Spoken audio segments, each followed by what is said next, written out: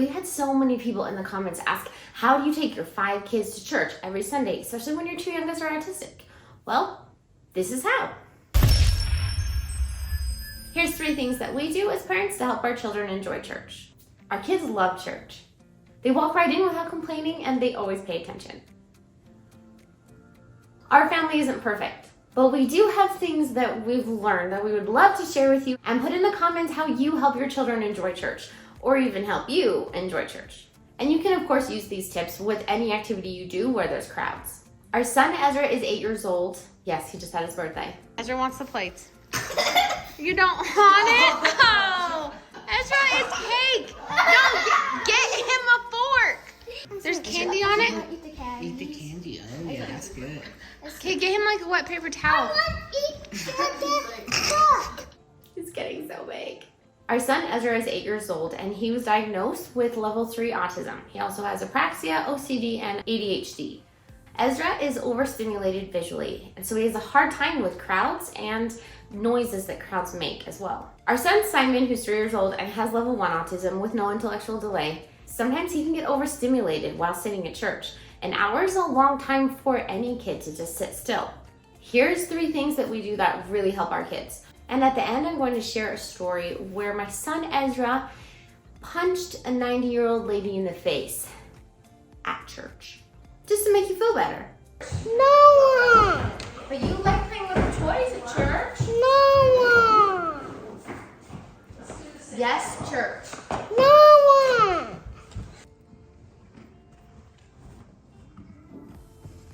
First of all, we recognize when they are getting overstimulated and when they need to stim. If you don't know what stimming is, I did a video right here, 12 examples of autism stimming. Stimming is a stimulating self-regulatory behavior, and usually it's very repetitive. Sometimes it's really obvious and sometimes it's not. So I like to look at the motivation behind the behavior before I decide how to respond. For example, my kids will stim at church. They don't stim because they want attention. I promise, they don't.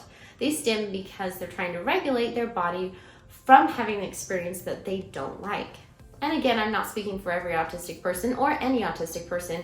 I'm just saying what I've observed with my own kids. Instant punishment after a certain behavior usually doesn't work. It might seem to work temporarily, but you're also in jeopardy of ruining your relationship with your child. There's different ways you can help your child feel seen and feel heard and feel understood. So when I notice that Ezra or Simon or any of my other kids are getting overwhelmed in some way and need to stim, then I try to remind them of a stim or invite them to do a stim that is kind of quieter or one that's more socially acceptable for church, just to give them that option to see if that works. For Simon, he loves to play with my hair, and so we do this a lot. He knows he can come sit on my lap and play with my hair at any time. He'll play with my jewelry, I'll give him my earrings to play with, he'll play with my necklace. I also don't want people's judgments or cultural expectations to dictate my parenting. I want to do what's really best for Ezra at that time. And yeah, we might get some weird stares, but honestly, most people in our congregation are really used to Ezra and are super loving to him.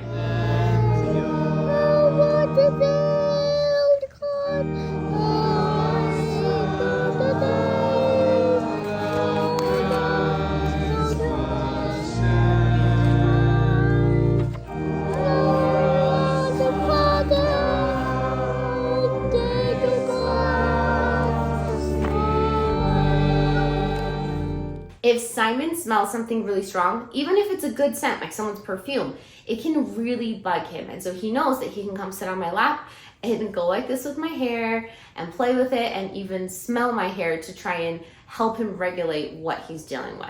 That happens on a regular basis. Every Sunday he'll come up and play with my hair, and I'm totally fine with it. I know smelling hair might seem like a super odd, weird thing, but it works for Simon. It helps settle him down. It's not bothering anyone, or shouldn't. Ezra likes to stim by biting on things and by wrapping cords around his hand. Please click the link below in the description and join our ASD club where we chat weekly. And if you're interested in more one-on-one coaching, we have a link below for that as well. We're not a perfect family. We hope that you can learn from our mistakes. Another thing we'll do, we'll pack certain toys, treats, and motivating objects in our diaper bag. We fill our diaper bag with distractions, usually toys or preferred items, whatever that is. Ezra really likes cars and shiny wrappers, Aquafina and Dasani bottle wrappers for some reason. We actually gave that to him for Christmas. You can see that video here. It was a great reaction that we got from him. He loves pens. I have special pens that Ezra loves that I only keep in the diaper bag just for Sunday. Ezra and Simon are more excited about what's in the diaper bag because they don't usually get to play with these types of things during the week. I have a cute little illustrated Bible that Simon loves to get out, and we can point at the pictures and talk about the stories.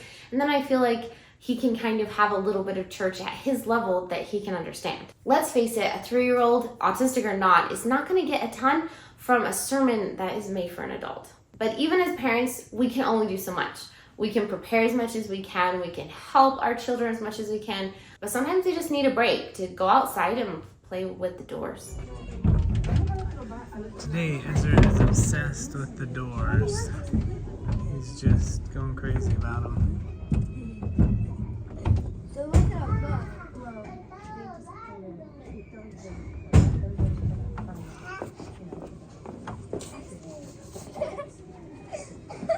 Even though it's freezing outside, he won't stay in. He just has to open and close those doors. What are you doing, Ezra?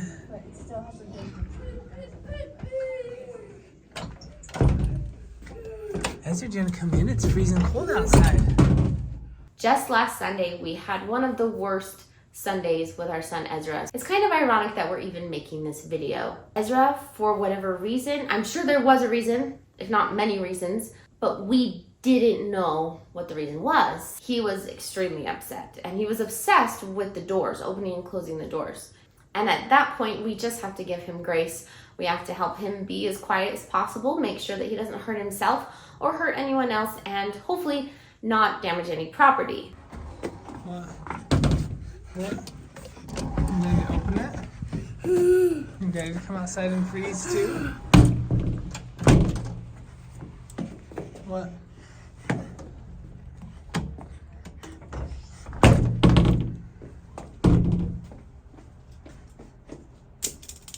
You go sing? You go sing? Okay, yeah. Do you wanna So he sing? likes music, so we're gonna see if he'll do okay sing. He's gonna sing?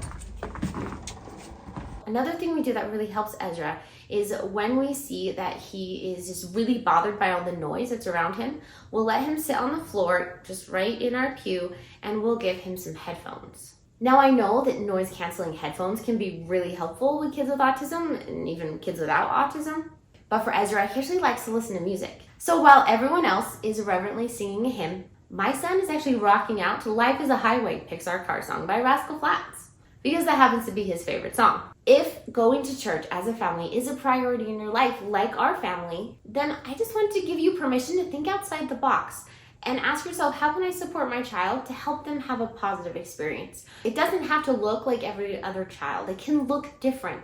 It can be different. Ezra was only 3 years old, and he was standing on the pew, but he was really short. He was a little 3-year-old, and so he wasn't that high. He was just kind of jumping a little bit. It wasn't bad. He wasn't making any noise. He was really happy. He was smiling at everyone. Everyone was smiling back, except for one lady who was directly behind him, and she took it into her own hands to try and reprimand my child. But there was only one problem, big problem. She didn't know that he's autistic, severely autistic. She didn't know that he has OCD and ADHD and apraxia of speech. So his understanding was not the level of a typical 3-year-old. And so therefore, she went right up to his face and said, "You need to settle down," like in a mean tone. And I was like kind of shocked because I'd never spoken to this woman ever.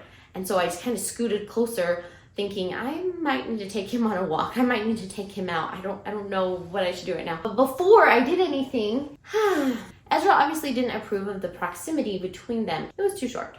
And so he pushed her. But the only thing is it was more like a fist, and it's kind of out of face. So he punched this 90-year-old woman in the face to get her away because he was upset and annoyed that she would get so close to him. She was obviously very startled. She was not expecting that.